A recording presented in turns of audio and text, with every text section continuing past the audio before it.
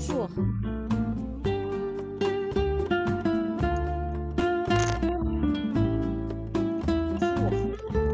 Dans un contexte de double crise économique et sanitaire que traverse le Liban, le projet Erasmus Connect, cofinancé par l'Union européenne, propose des solutions innovantes pour soutenir le secteur éducatif en général et les universités libanaises en particulier. Ce soutien est destiné à la transition numérique, à l'amélioration du lien entre les universités et le monde du travail et à l'adaptation de l'offre de formation aux défis des métiers du futur en ciblant les compétences attendues par le marché. Selon Michel Serres, la science, c'est ce que le père enseigne à son fils. La technologie, c'est ce que le fils enseigne à son papa. De notre côté, nous considérons que la technologie représente le processus de co-création de valeur aussi bien pour l'université que pour l'entreprise. Où sommes-nous dans le domaine du numérique? À ce sujet, nous allons démarrer par un système de sondage interactif portant sur la culture numérique, ce grâce à la technique WooClap organisée par Sarah, que je remercie d'avance, puis nous aurons le plaisir d'accueillir 3 intervenants qui vont dialoguer autour de la thématique du numérique. Afin de faciliter les échanges avec nos intervenants, toutes les questions du public doivent être posées par écrit sur le chat. Ces questions seront recueillies par Sylvie Devigne, que je remercie vivement. Au cours de ce webinaire, nous sommes honorés d'accueillir M. Salim Moukadem, conseiller spécial du président de Niger, professeur agrégé de philosophie à l'Université de Montpellier, chercheur, écrivain, expert technique international et consultant. Il est également membre de la Société française de philosophie et membre de l'Association internationale des sociologues des religions langue française. Monsieur Bruno Delièvre, chef du service d'ingénierie pédagogique et du numérique éducatif de l'Université de Mons en Belgique. Il assure des activités d'enseignement et de recherche en innovation pédagogique et technologie éducative. Monsieur Stéphane Bazan est le coordinateur du master en Web Science et économie numérique de la Faculté des sciences économiques de l'USJ. Il est également le CIO de Tomkin, une société de conseil en stratégie numérique. Avant de passer la parole à nos invités, je veux vous présenter le résultat du sondage que nous avons annoncé au départ. Que vous évoque la culture numérique? Il apparaît selon le public que la culture numérique est surtout, donc, les mots que vous avez choisis, digital native, monde, partage, intelligence artificielle, recherche, numérique, partageons, comme vous le remarquez sur l'écran. Maintenant, je vous prie de prêter attention à nos invités qui vont répondre à la question suivante. Messieurs les professeurs, selon vous, qu'est-ce que la culture numérique? Je vous prie de répondre chacun en 3 minutes et je veux demander au professeur Moukadem de répondre en premier. Professeur Moukadem, la parole est à vous.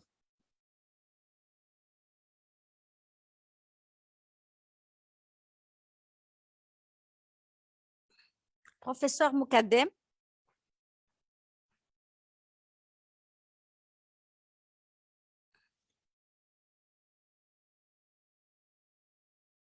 Je n'avais pas mis mon micro, vous n'avez pas entendu. Alors, allez-y. La parole est à vous. Vous avez 3 minutes. Oui, justement.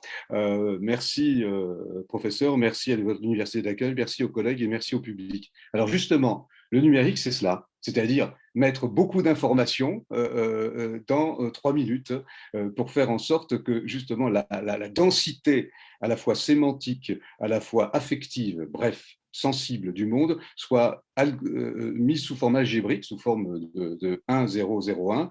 Et c'est donc une raréfaction, une densité, une concentration, une cristallisation du réel. Et donc, bien évidemment, ce n'en est qu'une image, mais au sens presque mathématique du terme, c'est-à-dire que ce n'est pas de l'imaginaire, ce n'est pas du réel non plus, mais c'est entre l'imaginaire et la réalité. C'est-à-dire que le numérique, c'est tout simplement une façon de penser et d'agir le monde. D'accord. Merci, professeur Moukadem. Professeur Delièvre, toujours dans la même question. Selon vous, que représente la culture numérique?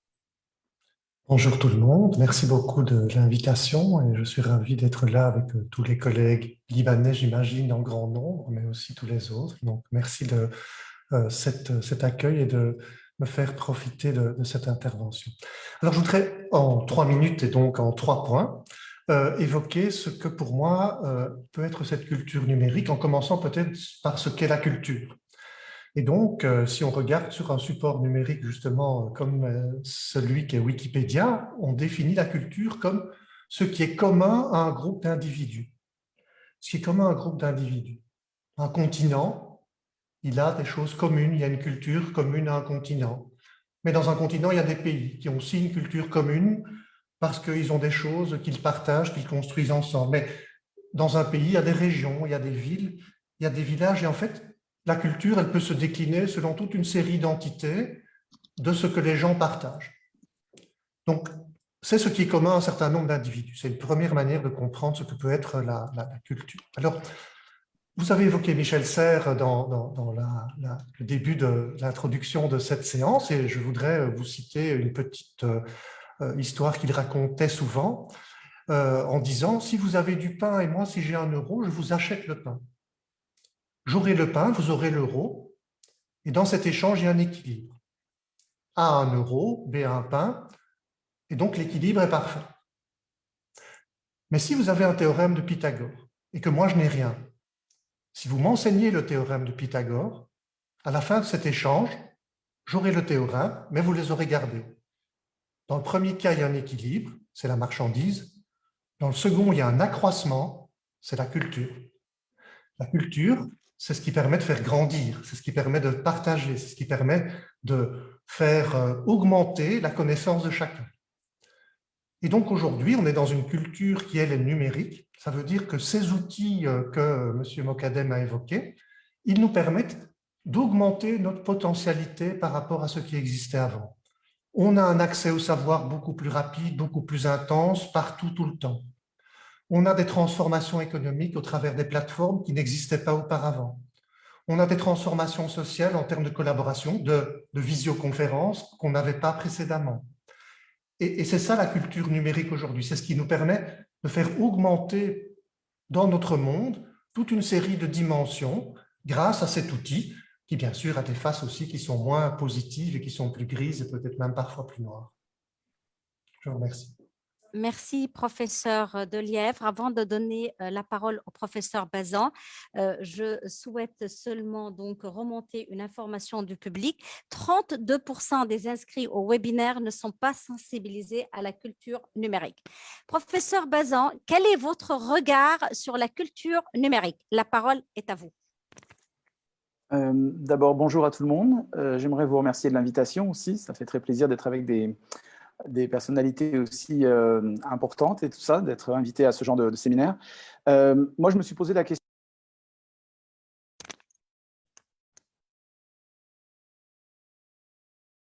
On ne vous entend pas.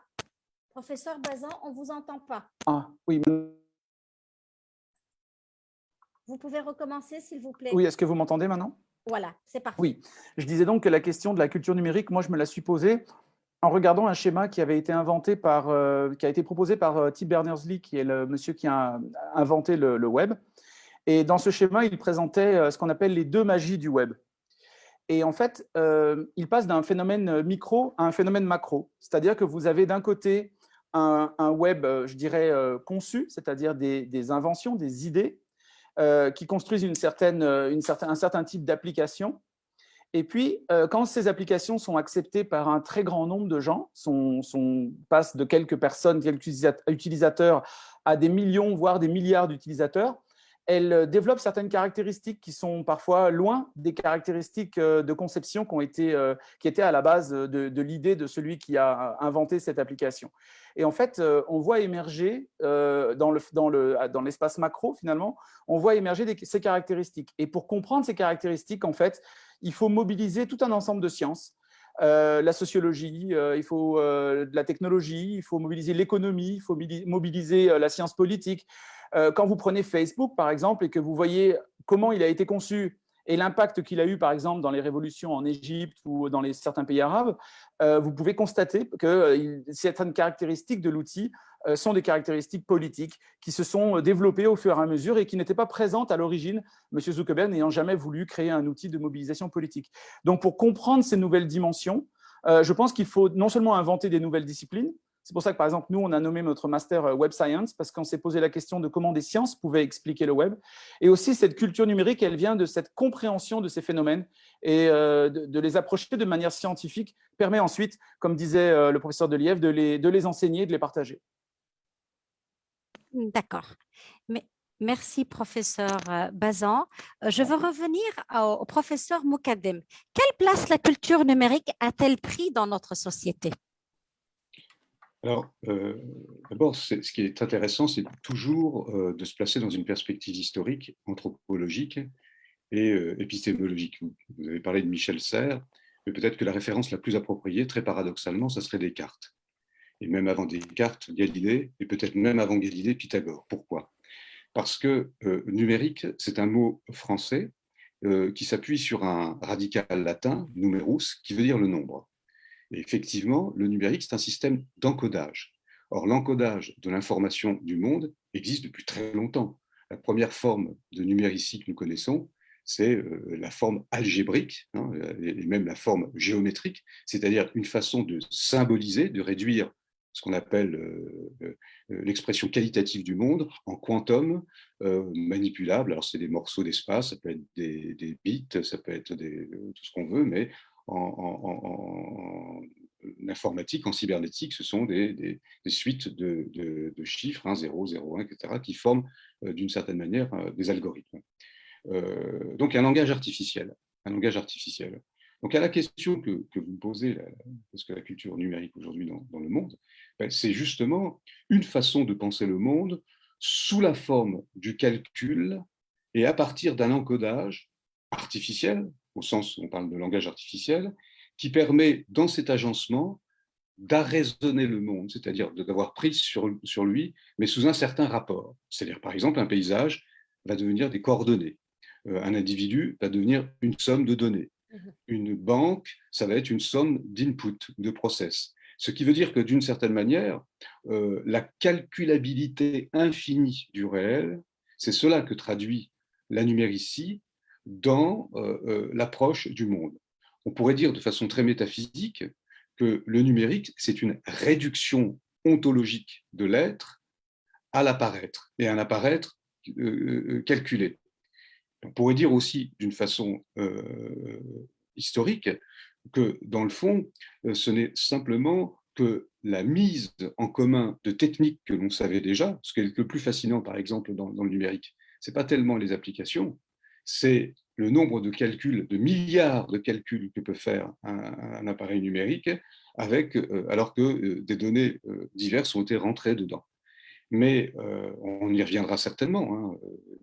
Je ne suis pas en train de valoriser le numérique, on est en train de dire que c'est Dieu, hein, alors qu'il y avait un philosophe qui le pensait, c'était Leibniz. Il disait Deus fit mundo ut calculus, il disait Dieu a fait le monde comme il calcule. Et c'est l'inventeur du calcul infinitésimal, et c'est un grand mathématicien, comme vous le savez, un grand physicien. Ça veut dire quoi? Ça veut dire qu'aujourd'hui, la mondialisation, la globalisation a pris un tournant technologique de numéricie totale, où on le voit par exemple sur la question de la 5G, on le voit sur la question de la réforme des administrations, on le voit sur la robotique, sur les modes de production industrielle, où le numérique, d'une certaine manière, permet d'externaliser un certain type d'opérations et de mémoire, et en même temps, normalement, devrait nous laisser de l'intelligence libre pour pouvoir penser à autre chose.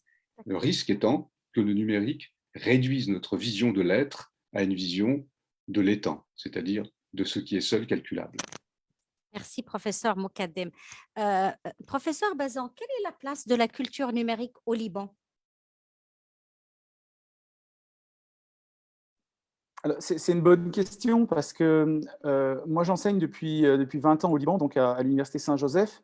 Et j'avoue que j'ai vu en fait une société passer du zéro numérique quasiment, c'est-à-dire dans les années 2000, l'utilisation d'Internet était extrêmement réduite dans la population, à une population quasiment entièrement connectée. Et je crois que malgré toutes les crises économiques et tous les problèmes qu'il y a aujourd'hui au Liban, je crois que la dernière chose que les Libanais abandonneront sera leur connexion Internet et leurs usages numériques. Donc, l'impact au Liban aujourd'hui de la culture numérique, d'abord, il s'est vu dans la formation. C'est-à-dire qu'on a vu apparaître dans les écoles, dans les universités, on a vu un remplacement de la formation informatique à la formation numérique, qui pour moi n'est pas la même chose. Hein, quand on apprend à utiliser, par exemple, les médias sociaux, qu'on apprend à créer des blogs, pour moi, c'est une culture totalement différente que celle du Microsoft Excel ou du Adobe Photoshop. Donc déjà, ça, c'est une première chose qui a évolué au Liban ces dernières années. L'autre aspect aussi de la culture numérique, c'est que je trouve que les Libanais ont développé une forme de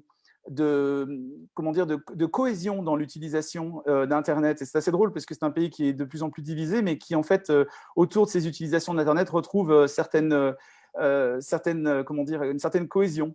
Et ça se voit beaucoup dans les comptes Instagram, ça se voit beaucoup sur les médias sociaux, ça se voit beaucoup aussi dans le développement aujourd'hui des journaux en ligne. Et à tel point qu'aujourd'hui, je crois que l'information qui circule, qui n'est pas toujours de bonne qualité, mais qui circule en tout cas sur les applications, sur les réseaux sociaux, aujourd'hui, joue un rôle prépondérant dans ce qui se passe au Liban, en bien et en moins bien, comme le disait le professeur tout à l'heure. Merci, professeur Bazan. Nous allons passer à la seconde question, à laquelle je vous prie de répondre également en 3 minutes chacun.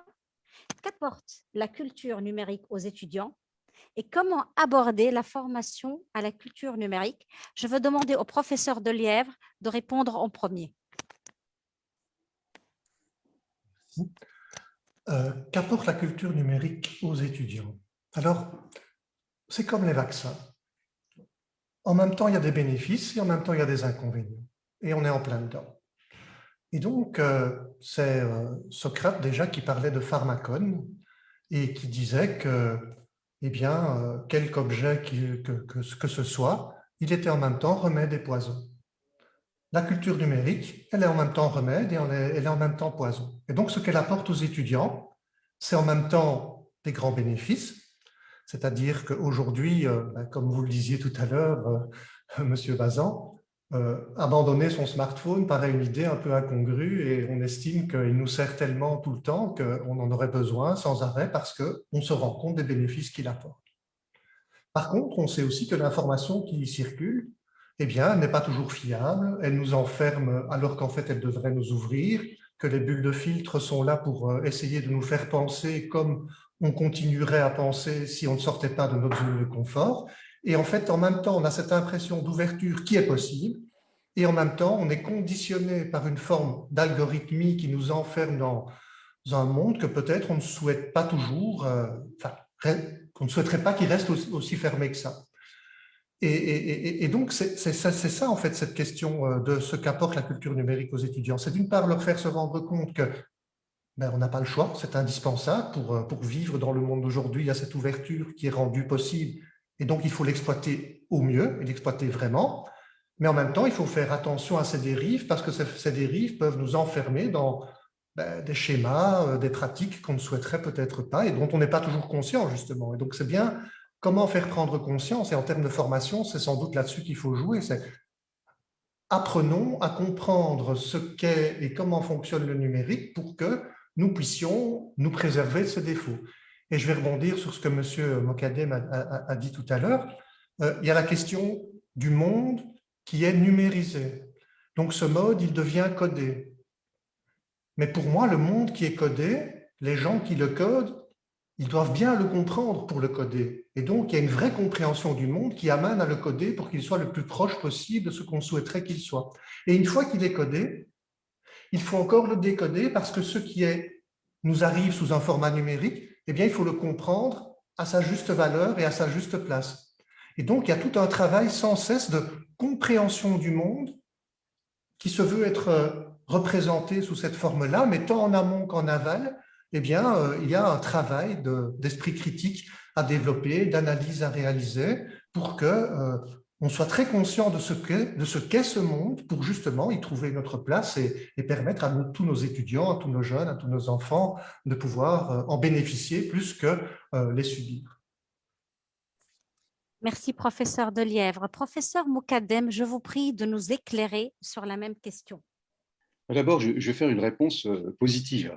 Je dirais que s'il n'y avait pas eu, d'une certaine façon, le numérique, les étudiants n'auraient pas pu être en visioconférence, ils n'auraient pas pu avoir Zoom, ils n'auraient pas pu continuer, il n'y aurait pas eu de continuité pédagogique. Donc l'outil a permis, d'une certaine manière, en période de pandémie, il a montré ses caractères positifs, il a permis, d'une certaine manière, d'établir une continuité, un continuum dans la vie des étudiants, des enseignants et des chercheurs aussi. Et ça, c'est un premier point qu'il faudra analyser et penser. Je dirais que l'apport du numérique permet aussi une mobilisation encyclopédique sur la toile des connaissances. On peut aller regarder ce qu'il y a dans une bibliothèque américaine, on peut aller regarder ce qu'il y a dans une bibliothèque libanaise, on peut aller avoir accès aux informations au Japon. Donc, on a une sorte d'instantanéité de l'accès à la connaissance. Ça ne veut pas dire qu'on maîtrise toutes ces connaissances, mais on a une instantanéité d'accès qui fait qu'on n'est plus obligé de prendre un avion, d'aller fouiller dans les archives, etc. Donc, il y a une espèce de gain de temps. Troisièmement, il y a une ubiquité, c'est-à-dire que l'espace-temps est aboli. Tout à l'heure, vous m'avez appelé, j'étais voilà, sur mon portable, je me suis branché tout de suite après. Vous voyez, cette espèce de correspondance technologique qui permet de ce qu'on appelle la veille, hein, qui permet d'être en continuité. Et ça, c'est important, cette ubiquité. Et puis, il y a la part sociale, politique, qui est importante dans la formation d'un étudiant, parce que les applications, les réseaux sociaux, par exemple, WhatsApp ou d'autres, pour ne pas les nommer, hein, permettent aux étudiants de dire écoute, tel cours de M. Moukadem, je n'ai pas bien compris, qu'est-ce qu'il voulait dire à ce moment-là, tu peux m'envoyer le PDF, etc. Ou bien je suis en cours, je n'ai pas eu le dernier. Vous voyez, il permet des échanges d'informations, une cybernétique, une écologie des savoirs qui, d'une certaine manière, facilite l'apprentissage des études. Et puis aussi, soyons réalistes, par exemple, les tablettes numériques pour les enfants, dans les collèges, dans les lycées, ça leur permet d'éviter des scolioses, de transporter des tonnes de manuels, et ça permet de faciliter pour les professeurs des premiers, second degrés et du supérieur, en utilisant par exemple les outils, les tableaux électroniques, etc., d'avoir un rapport à leur cours, un rapport par exemple au schéma, au diagramme, beaucoup plus intéressant que si on était resté sous des formes de parchemin ou des formes de papier. Autre avantage aussi, vous voyez que c'est par exemple ce qu'on appelle les MOOC, hein, Moodle par exemple, etc., les webinaires qu'on est en train de faire. C'est une technologie particulière qui permet de se voir en même temps, qui est interactive, hyper médiatique, qui permet de communiquer. On peut envoyer des messages comme je l'ai fait tout à l'heure, tapuscriter, si j'ose dire, dactylographier, de se voir, d'envoyer du son. Donc, il y a beaucoup d'avantages. Par contre, il faut le dire, c'est que ce numérique, tout le monde n'y a pas accès de la même façon. Et donc, ça accroît aussi les fractures entre étudiants, ça accroît les fractures entre universités, entre pays, voire même entre pays, parce que l'économie des savoirs aujourd'hui, elle passe par cet outil technologique qui évolue. Si vous voulez, la charrue, elle évolue très peu. Le tracteur, il évolue très peu. On passe à une autre technique. Mais l'outil informatique, il évolue tout le temps. Regardez, on va passer à la 5G. Mais on va passer à la 5G et nos téléphones, on ne pourra plus rien en faire. Nos ordinateurs aussi. On doit changer d'outil à chaque fois.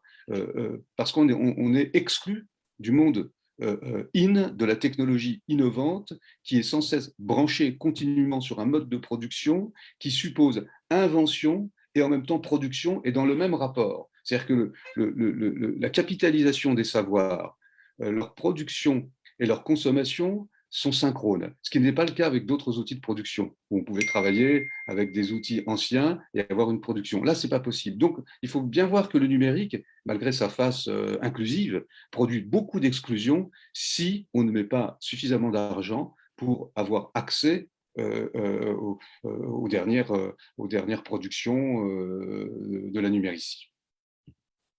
D'accord. Merci, professeur Moukadem. Vous avez évoqué, je dirais, cette fracture sociale avec cette fracture numérique. Maintenant, je veux demander au professeur Bazan quel éclairage il pourra nous donner également sur cette question. La parole est à vous, professeur Bazan. Merci. En fait, moi, je voudrais faire le lien entre vos deux questions. Enfin, votre troisième question fait le lien pour moi entre les deux premières questions. La première question, c'est la connaissance, la compréhension, c'est-à-dire le savoir numérique, si vous voulez. C'est-à-dire que pour moi, il y a ceux qui fabriquent des applications, qui fabriquent des sites web, qui fabriquent des outils, et puis il y a ceux qui les utilisent. Ceux qui les utilisent développent des usages, et comme je l'ai dit tout à l'heure, parfois les usages ont des caractéristiques, des conséquences, si vous voulez, qui sont éloignées de la conception initiale. Donc pour moi, il y a une sorte de compréhension du phénomène lui-même, et puis il y a les usages.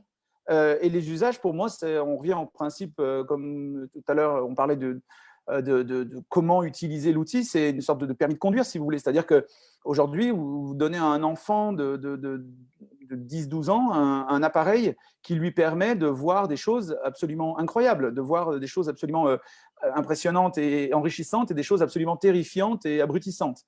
Et le problème qu'il y a, c'est qu'aujourd'hui, il n'y a pas de, je dirais, il n'y a pas de permis de conduire, il n'y a pas de…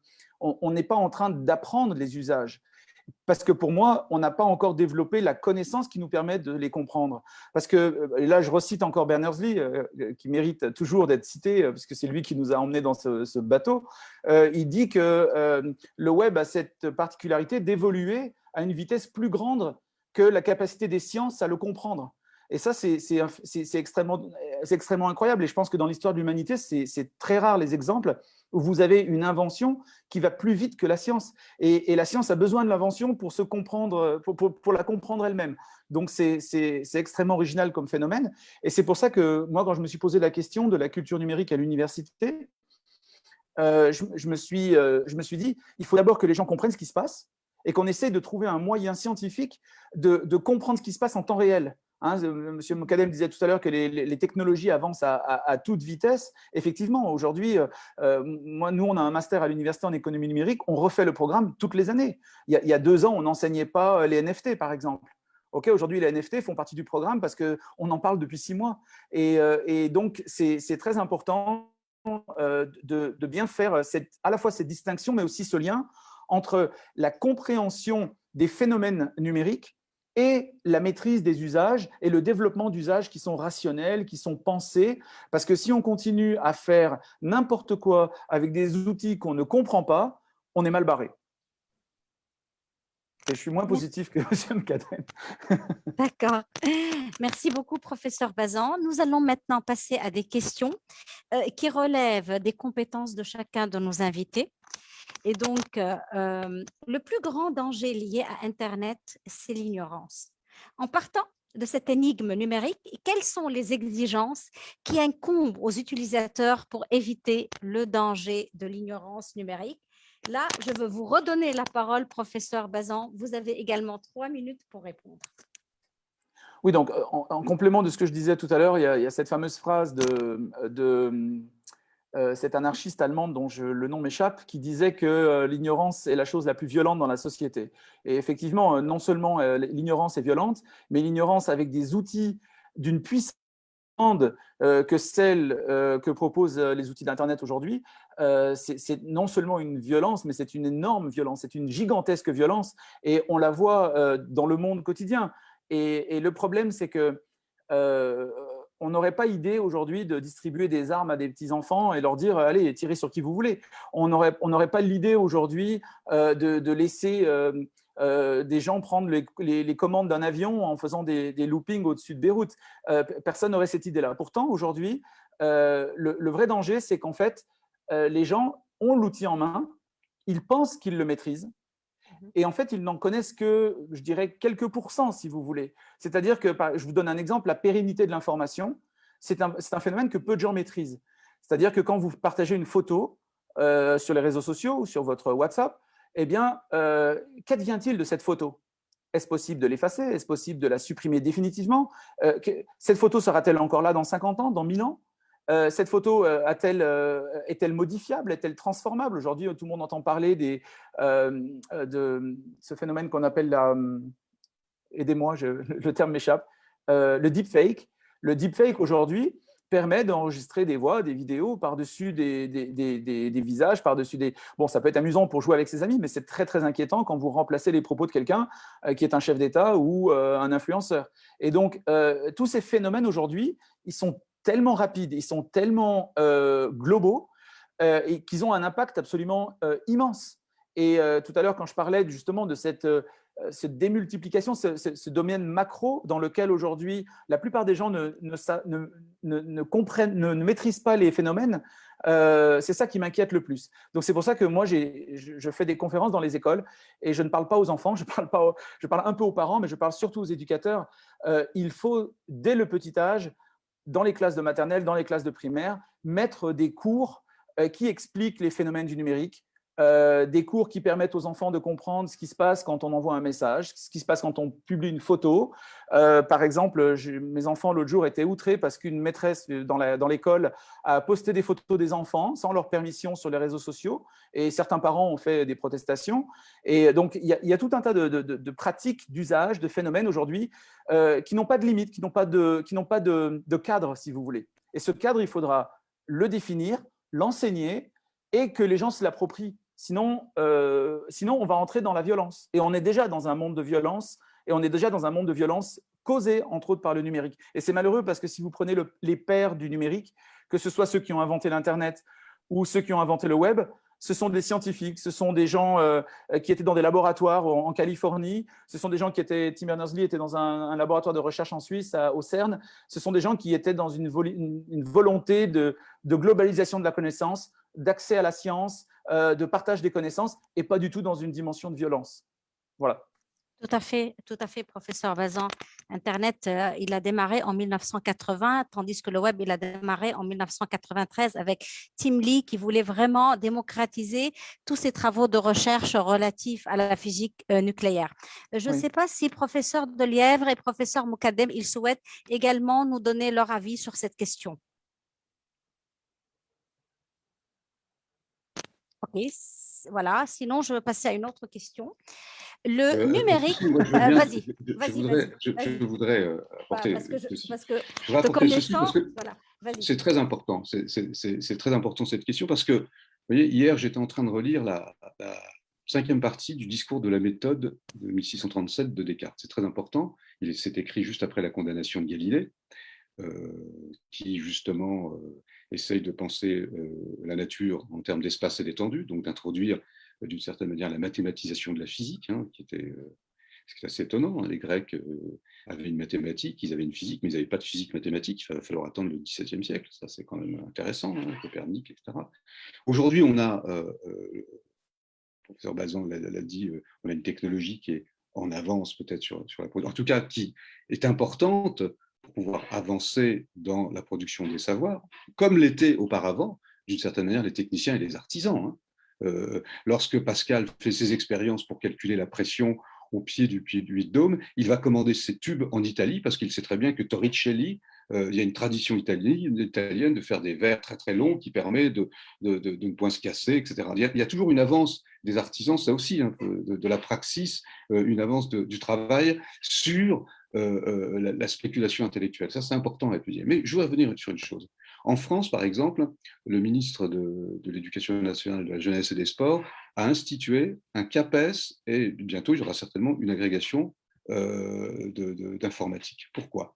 Ce n'est pas parce que, d'une certaine manière, ça existait déjà dans les écoles d'ingénieurs, mais on voit, et là le professeur Bazin a raison, que de plus en plus tôt, les enfants ont accès, soit par des smartphones, soit par des tablettes, soit par des objets connectés à l'informatique, mais ils n'en maîtrisent peut-être pas forcément parce que c'est très attractif, c'est un Internet de loisirs, c'est un Internet d'images, de séduction, dire ça comme ça, et d'une certaine l'outil Internet, comme son nom l'indique, c'est d'abord et avant toute chose des agencements, c'est-à-dire des branchements de fonctions qui ont une finalité spécifique. Cette finalité spécifique, elle est de répondre à une question, en général, précisée de manière binaire. Amusez-vous avec Siri ou avec votre robot Android, posez-lui des questions. Moi, je m'amuse assez souvent d'enrichir comme ça. Posez-lui des questions un peu plus affectives, un peu plus émotionnelles, un peu plus esthétiques, et vous serez surpris, ça provoque des éclats de rire, ça fait toujours rire en soirée, de voir les réponses très codées que donne l'informatique. Le risque de l'informatique, c'est le binarisme, c'est-à-dire de penser que le monde est soit vrai, soit faux, soit 0, soit 1, c'est-à-dire d'interdire la possibilité dialectique d'interroger de manière douteuse et critique le monde. Deuxième risque encore plus grand, c'est qu'on remplace la fonction symbolique. Là, je suis en train de parler. Vous interprétez ce que je dis. Vous interprétez dans un sens ou dans un autre, selon vos références, selon votre culture, selon votre langue, selon vos images. Mais un ordinateur, ça n'interprète pas. Vous savez, quand les joueurs d'échecs ont perdu contre les machines informatiques, ils disaient, mais nous, on perd contre les machines informatiques. D'abord, parce que les machines informatiques, elles font des tas de calculs, ça c'est évident. Mais ce qui les gêne, c'est l'émotion. C'est-à-dire que quand ils sont en train de bouger leur fou, la diagonale, ils pensent à autre chose. C'est-à-dire que la machinerie informatique, elle est programmée pour faire ce qu'elle a fait, point, trait. La machinerie de l'intelligence humaine est autrement plus complexe. Ce qui fera dire à certains que l'architecte le plus niais, le plus bête, sera toujours plus intelligent que l'abeille la plus experte parce qu'il pense avant de faire son travail. Et donc ça, c'est très important. C'est-à-dire que si on sépare l'informatique de ce dont elle est la mise en forme, on oublie d'une certaine manière que c'est une fonction qui procède par code mimétique, par signaux, par envoi de messages et non pas par fonction symbolique, et que la fonction interprétative n'existe pas. Et on peut se poser la question, là c'est le philosophe qui parle, qu'est-ce que serait un monde sans cette possibilité de la question, où il n'y aurait que des réponses adjointées à des questions? Parfait. Merci, professeur Mokadem. Vous avez fait allusion, je dirais, à cette intelligence artificielle et au transhumanisme. Je dirais, ce n'est pas l'objet de notre webinaire, mais ce sont des questions extrêmement intéressantes. Je veux passer à une autre question spécifique. Le numérique est notre avenir, que ce soit dans le domaine de l'économie, de l'emploi ou de l'éducation. Le numérique est un facteur indispensable à l'évolution, au progrès et à la pérennité de notre société. Professeur Delièvre, quelles sont les compétences numériques à développer pour améliorer la capacité des jeunes à la transition digitale? Vous avez également 3 à 4 minutes pour répondre. Très bien, merci beaucoup.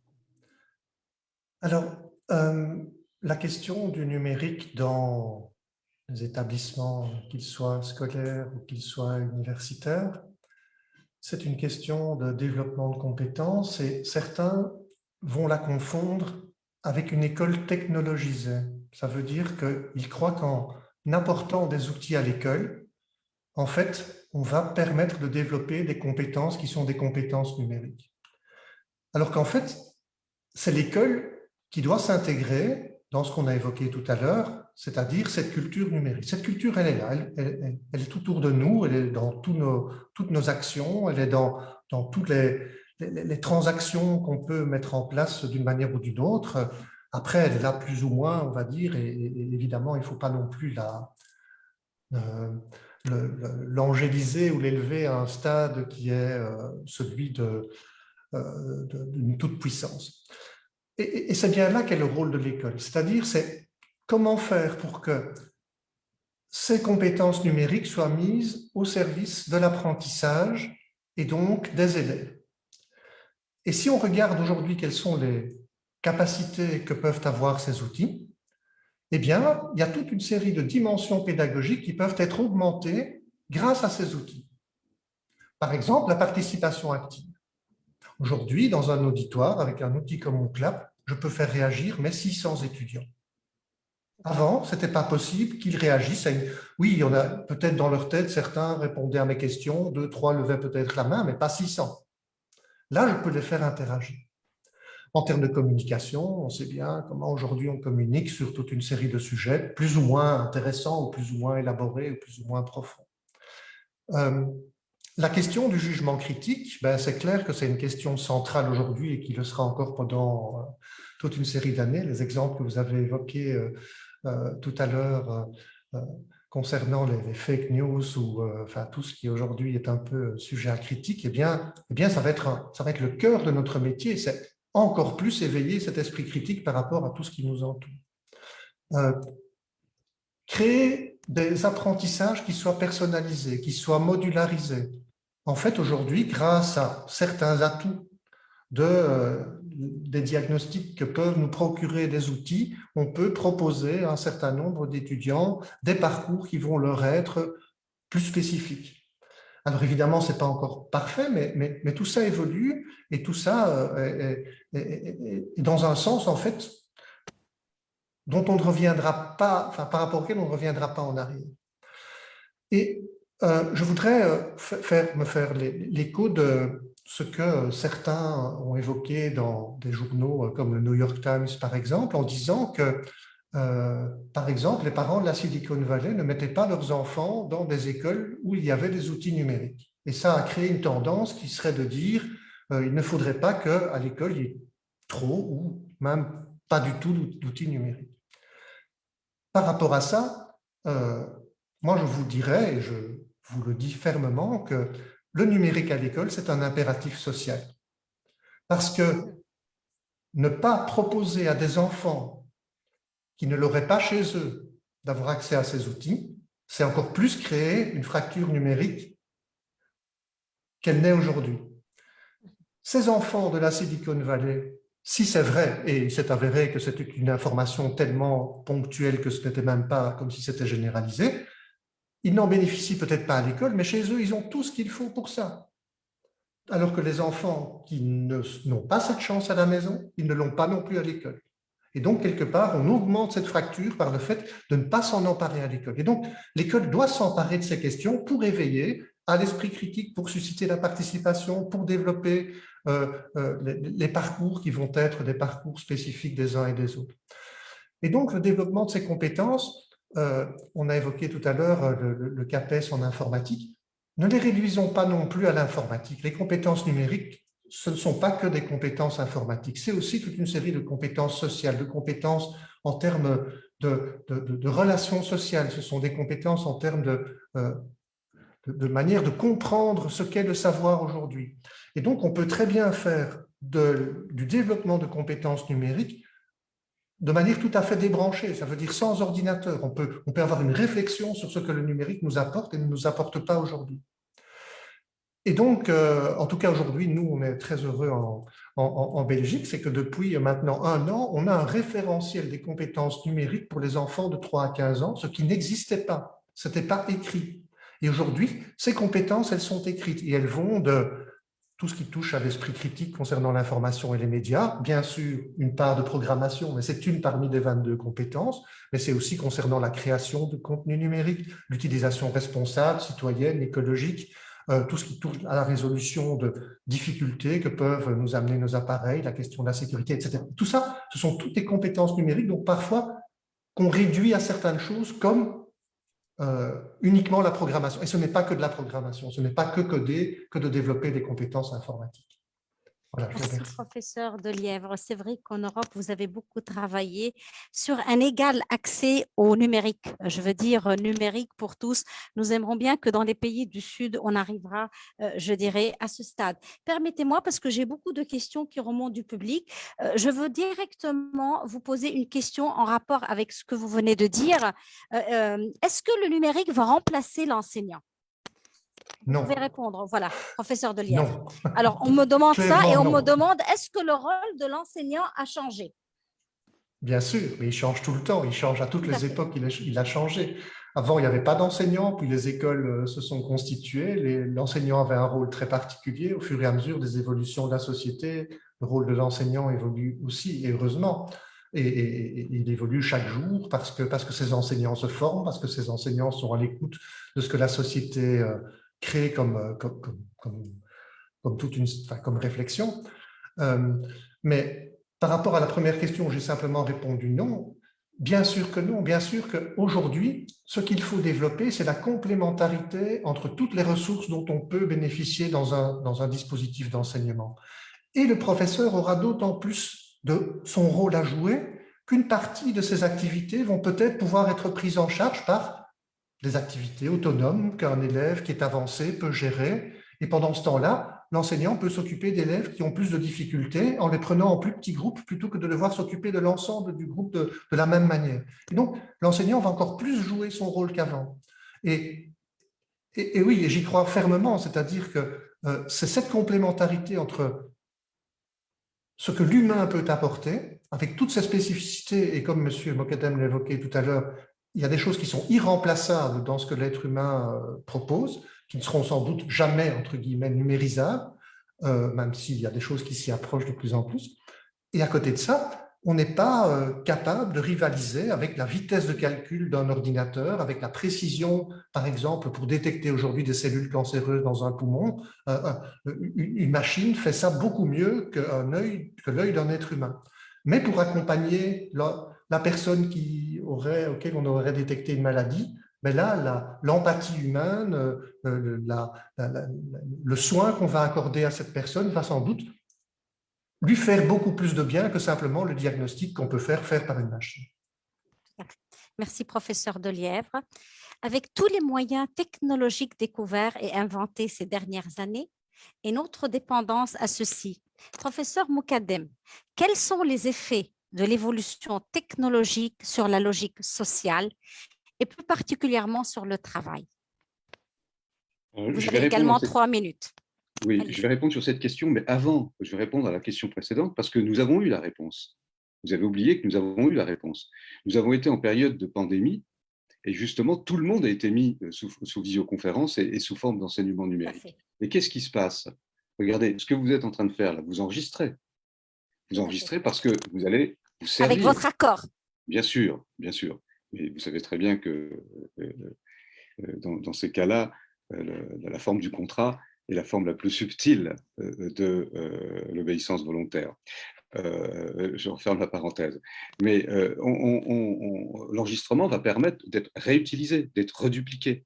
C'est-à-dire que le problème, c'est celui de l'authenticité de la source. Actuellement, il y a beaucoup d'enregistrements, il y a un boom du numérique, des enregistrements numériques, et par après, on pourra très bien avoir des banques de données où on se passera radicalement des enseignants. Il y a déjà des universités numériques qui existent. Donc il faut se poser la question, non pas de savoir quelles sont les nouvelles professionnalités de l'enseignement, etc. Parce qu'il y a des compétences qui sont données, il y a des certifications qui sont données, des évaluations, mais surtout, quel est le sens de l'enseignement à l'ère du numérique. Voilà. Parce que ce qu'on enseigne aussi, ce sont des choses qui ne sont pas simplement des connaissances, mais aussi des savoirs et des expériences. Et ça ne passe pas nécessairement par des connaissances. Je referme la parenthèse.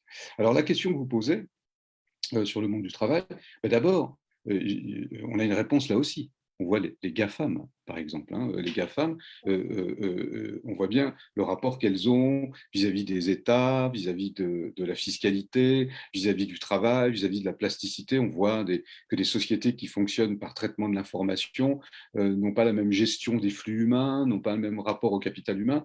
Et donc, il y a une sorte d'organisation et de dérégulation aussi que produit le numérique dans un premier temps. C'est toutes les questions qui portent sur la fiscalisation, sur le droit du travail, sur le droit à l'image, etc., le droit à la surveillance. Bon.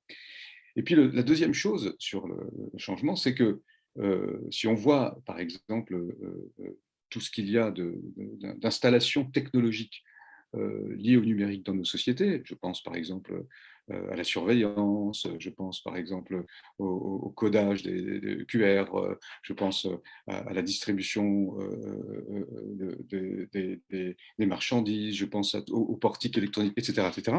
On voit que le numérique a déjà transformé nos rapports à la société. Parce que nous avons tous accepté, par exemple, d'être scannés, d'être filmés, d'être QRisés dès lors qu'on est dans un aéroport, dès lors qu'on est dans une université, etc. Donc ça a impacté sur nos façons d'être, sur notre comportement. Ça a impacté dans le social, dans le professionnel, dans le juridique, dans l'économique, et je dirais même aussi dans l'éthique.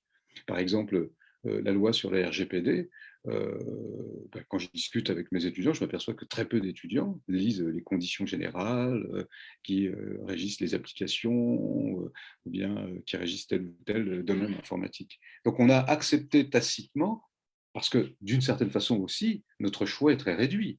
On ne peut plus aujourd'hui ne pas avoir accès au numérique, ne serait-ce que lorsqu'on utilise un compte bancaire ou lorsqu'on veut contacter une administration, même si, vous avez raison, il y a une inégalité patente et flagrante entre les pays du Nord et les pays du Sud. Cette fracture numérique, elle est fondamentale à penser aussi.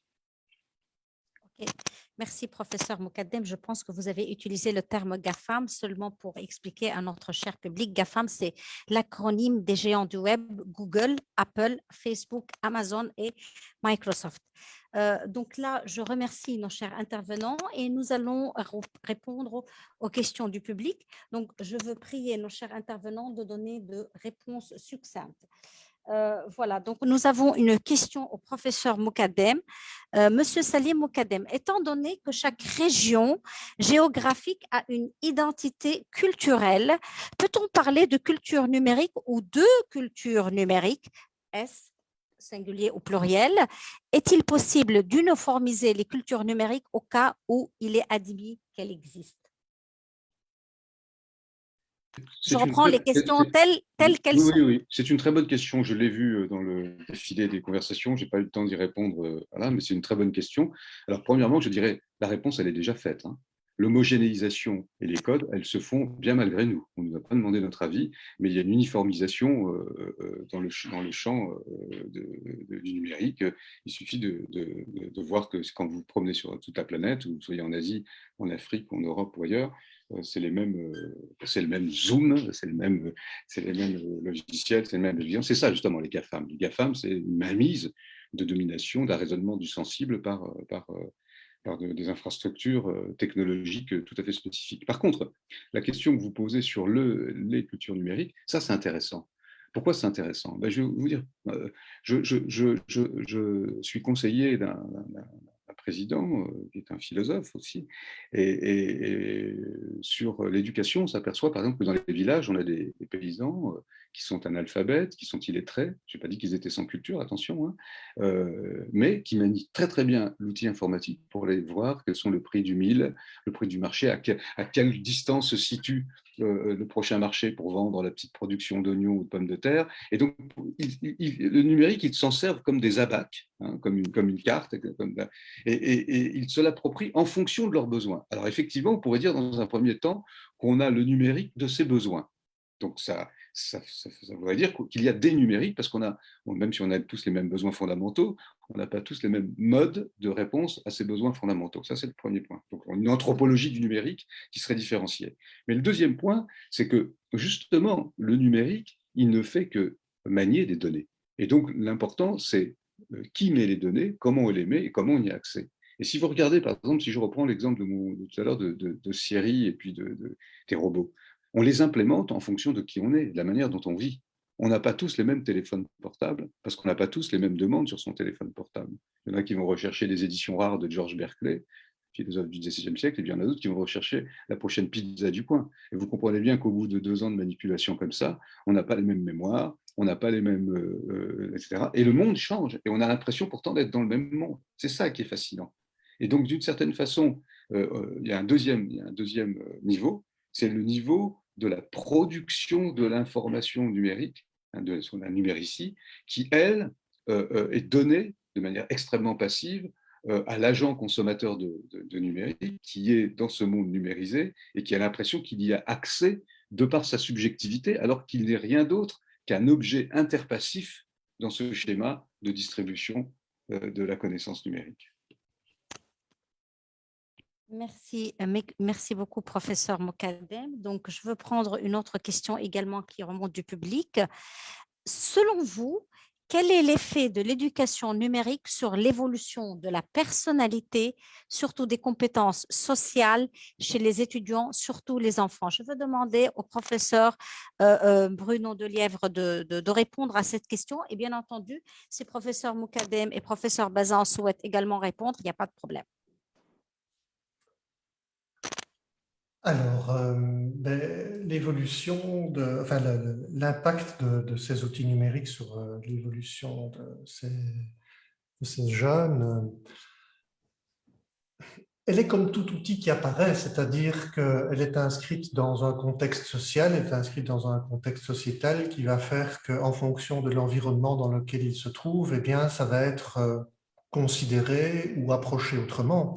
Vous savez, à l'époque de la télévision, on la critiquait en disant que la télévision suscitait de la violence auprès des enfants parce qu'ils la regardaient. Et ce dont on s'est rendu compte, c'était que ce n'était pas la télévision qui générait ça, mais la manière dont les enfants étaient ou non accompagnés devant la télévision. C'est-à-dire que les enfants qui sont laissés seuls devant la télévision sont peut-être ceux dont on s'occupe moins et qui donc doivent interpréter par eux-mêmes ce qu'ils voient. Eh bien, par rapport au numérique, c'est la même chose. C'est-à-dire que les enfants qui sont livrés à eux-mêmes par rapport à tout ce qu'ils peuvent voir sur des supports numériques, eh bien, cela dépend aussi de l'environnement dans lequel, enfin, de l'accompagnement dont ils bénéficient ou pas. S'ils bénéficient d'un accompagnement où on parle des choses, où on en discute, où les choses sont partagées, eh bien, sans doute auront-ils des représentations qui seront plus variées que ceux qui sont laissés livrer à eux-mêmes. C'est plutôt le fait d'être laissés livrer à eux-mêmes qui pose problème que le fait que ça soit un outil numérique ou la télévision. D'ailleurs, la télévision, aujourd'hui, on ne dit plus trop qu'elle est néfaste à quoi que ce soit, alors qu'il y a toujours autant de postes de télévision dans les maisons de tout le monde. Mais aujourd'hui, c'est plutôt le numérique qui prend quelque part les messages négatifs, alors qu'en fait, le problème est le même. Donc, il n'y a jamais une réponse unique à ce qui se passe aujourd'hui. Alors, il y a des tendances, évidemment, parce que c'est tellement répandu qu'aujourd'hui, on ne peut pas se dire que ça n'a pas d'effet. Ça a un effet, mais quel est cet effet? Le qualifier de purement positif ou de purement négatif, non. Par contre, je pense que nous, en tant qu'éducateurs, en tant que responsables de formation, nous avons un rôle à jouer pour faire de ces dispositifs quelque chose de constructif, de positif pour leur éducation. Et ça a toujours été le cas aussi. La télévision scolaire, entre guillemets, en gros, si les parents, si les éducateurs, si les enseignants ne s'en préoccupaient pas, qui s'en préoccupait? Et donc, aujourd'hui, c'est notre rôle que d'intégrer, de montrer, d'utiliser les outils numériques pour en faire bénéficier au mieux l'apprentissage et donc les individus, les enfants, les élèves qui nous entourent. Merci beaucoup, professeur Delièvre, pour votre réponse. Donc, je passe à une autre question. Comment comprendre la lourdeur à intégrer le numérique éducatif dans les systèmes d'enseignement et de formation des pays du Sud et comment adapter cette culture numérique au système éducatif au Liban? Je veux demander au professeur Bazan de répondre.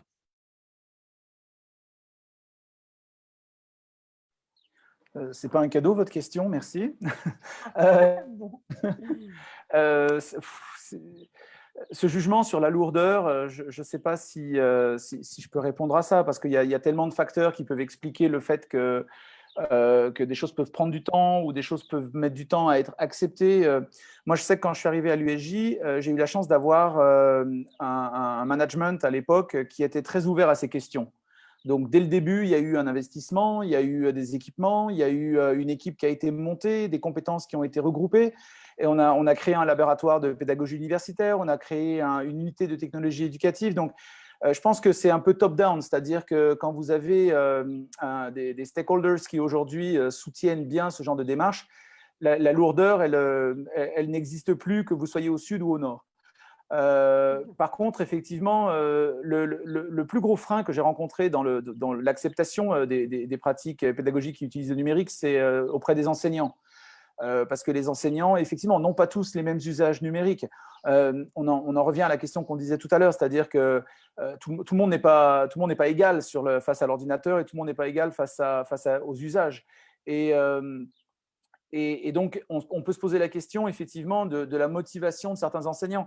J'ai rencontré des enseignants qui ne voulaient absolument rien savoir parce qu'ils avaient déjà fait leurs preuves, ils étaient déjà des docteurs, des professeurs installés, ils n'avaient pas envie de refaire leur cours ou de voir un assistant leur numériser le document qu'ils avaient écrit il y a 5 ans ou 10 ans et qui servait de support de cours. Par contre, j'ai vu plutôt des jeunes enseignants vouloir effectivement utiliser les technologies pour essayer de pousser un peu leur carrière.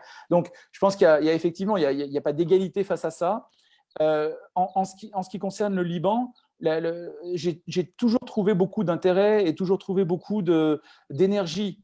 Après, vous le savez très bien, quand vous allez dans les écoles publiques, par exemple, les problèmes ne sont pas du tout les mêmes que dans les écoles privées, par exemple, ou dans les universités privées. Donc, vous avez ces deux facteurs. Vous avez le facteur humain, puis vous avez un facteur économique qui, effectivement, lui, est lourd par essence et donc provoque ce genre de problème.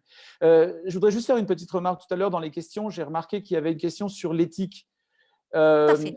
Moi, c'est un mot qui me fait faire les cheveux comme ça. Je ne sais pas si ça se voit à l'écran, mais parce qu'en fait, pour moi, il n'y a pas une éthique. Hein, c'est impossible de mettre en place une éthique. Le principe de la décentralisation du réseau qui est à la base du fonctionnement et du succès de l'Internet est contraire à toute logique d'adopter une éthique. On voit très bien, malheureusement, aujourd'hui, qu'on se retrouve avec 4 Internets, si vous voulez. Vous avez un Internet à l'américaine, vous avez l'Internet à l'européenne, l'Internet russe a un petit peu contrôlé tout ça, puis vous avez l'Internet chinois. Donc, vous avez des éthiques économiques, industrielles, commerciales qui se développent. Et puis, vous avez les éthiques d'usage qui viennent des plateformes. Vous savez très bien que toutes les plateformes qu'on utilise aujourd'hui ont été conçues dans 50 km² autour de San Francisco et de Seattle.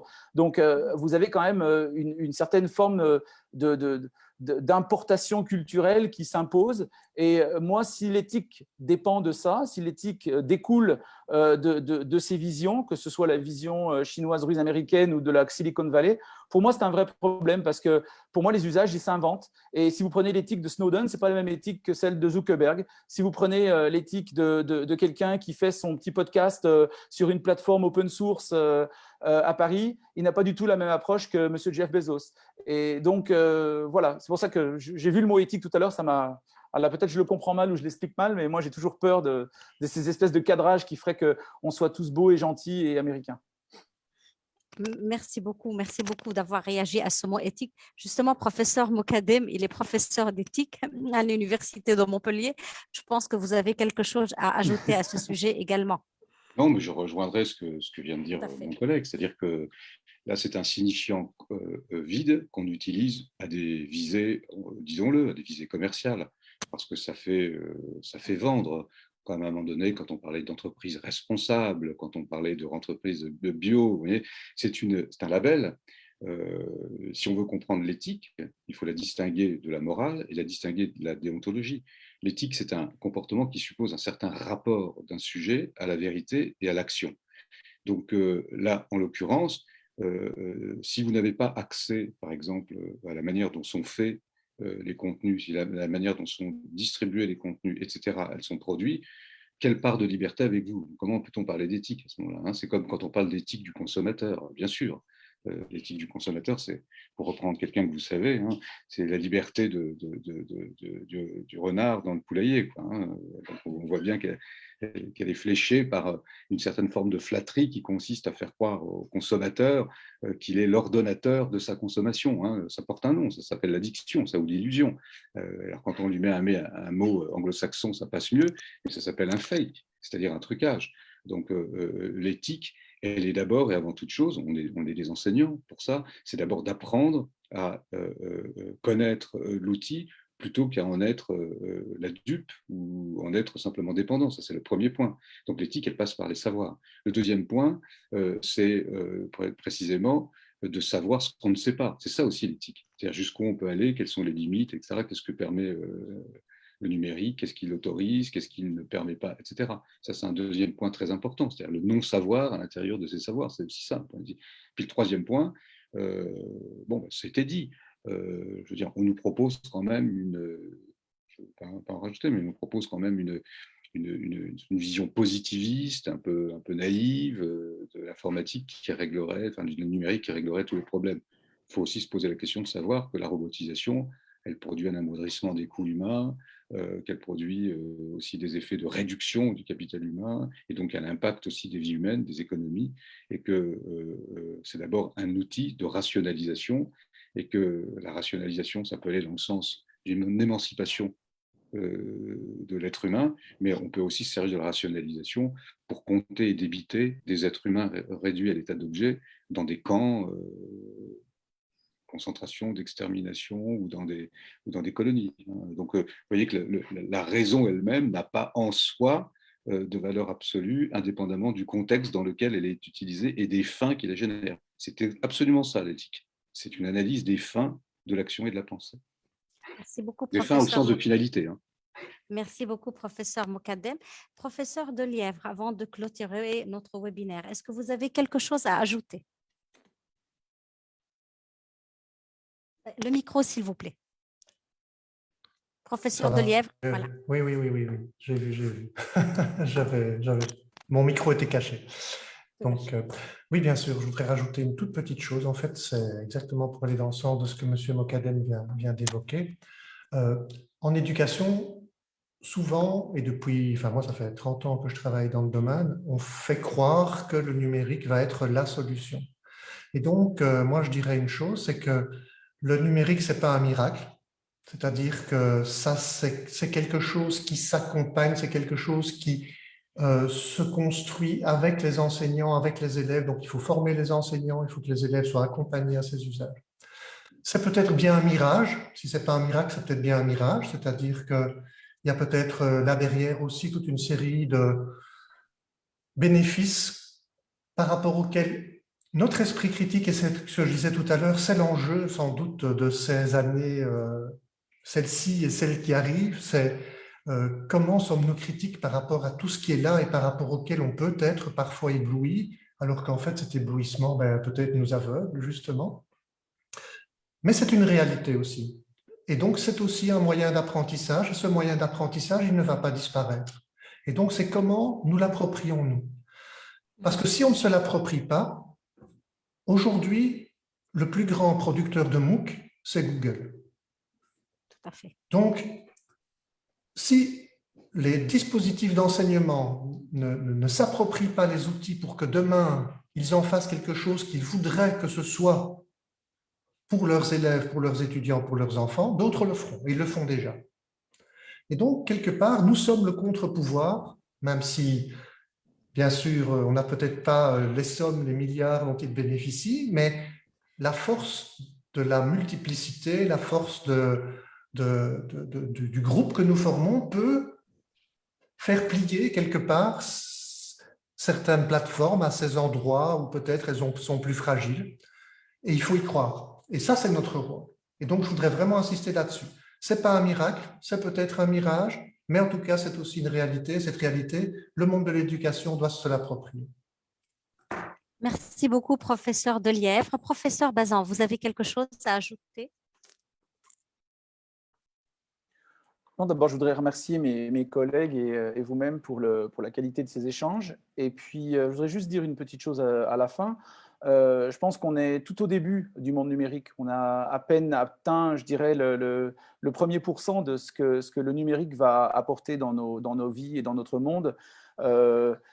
Il y a des théoriciens qui disent que la vie carbonée, la vie métallique, au bout d'un moment, va devenir tellement puissante et tellement résistante je dirais, à l'univers qu'elle remplacera la vie biologique et elle lui survivra, et que peut-être les machines que nous construisons aujourd'hui seront celles qui feront durer notre humanité sous une autre forme que celle du vivant. Enfin, j'ai lu ça dans plusieurs romans d'anticipation.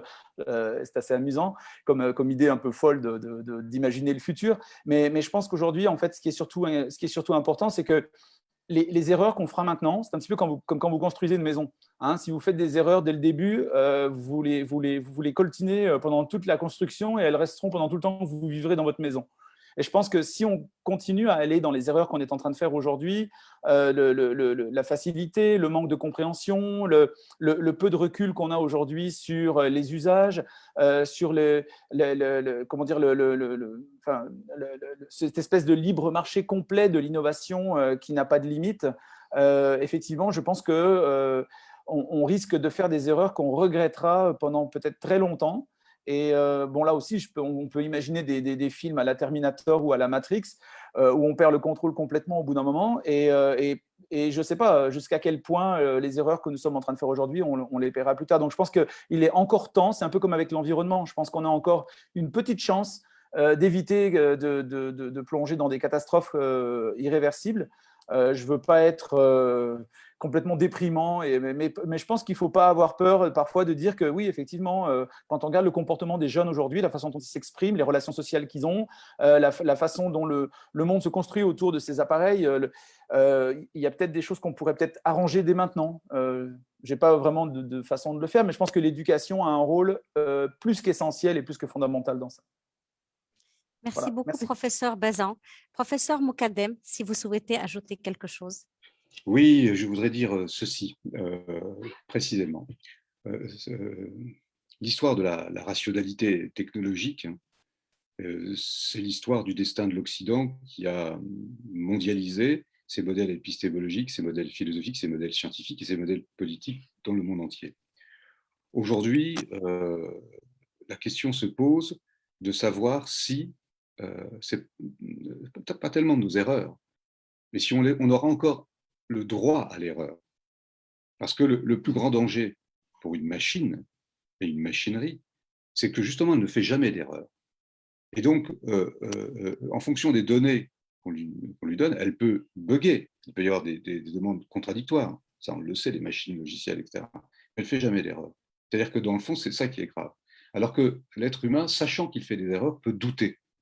Et en doutant, peut proposer ce que M. Bazin vient de dire, c'est-à-dire un autre monde, une dystopie, un monde qui soit un monde réel de l'imagination créatrice. Ce monde réel de l'imagination créatrice, c'est ce qui détermine, dans un premier temps, la liberté humaine aussi, la capacité de s'arracher à une nécessité ou de penser la nécessité autrement qu'elle se déroule dans le monde des objets.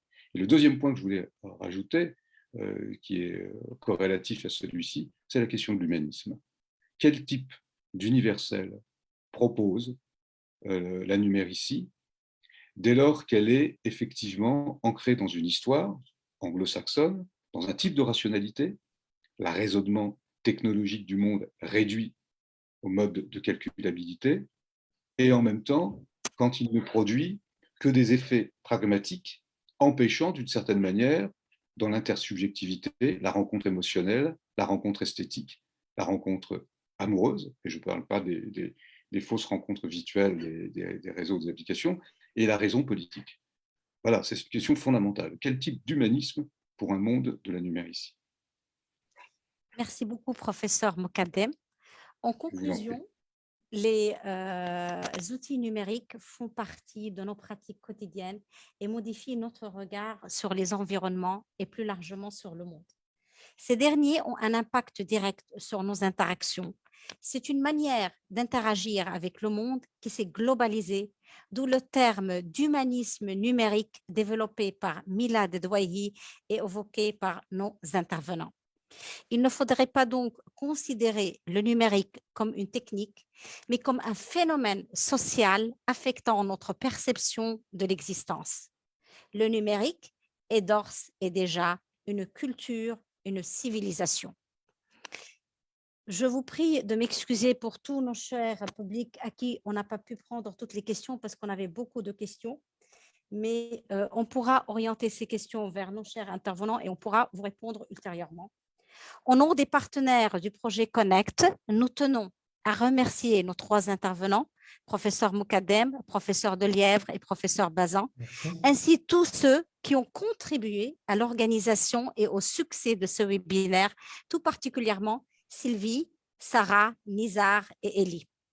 Je veux vous demander d'ouvrir tous vos caméras afin qu'on puisse prendre une photo globale, s'il vous plaît. Merci encore pour votre participation et nous vous donnerons rendez-vous à un autre webinaire dans les prochains mois et on essaiera de répondre à toutes vos questions. Merci. Merci à Merci l'université. d'ouvrir vos caméras. Et merci aux collègues et au public d'avoir participé directement et indirectement à ce webinaire. Merci à vous tous et à vous toutes.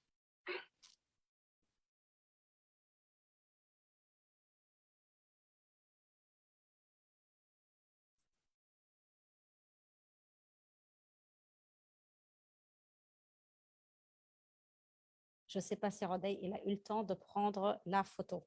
Rodey, c'est bon?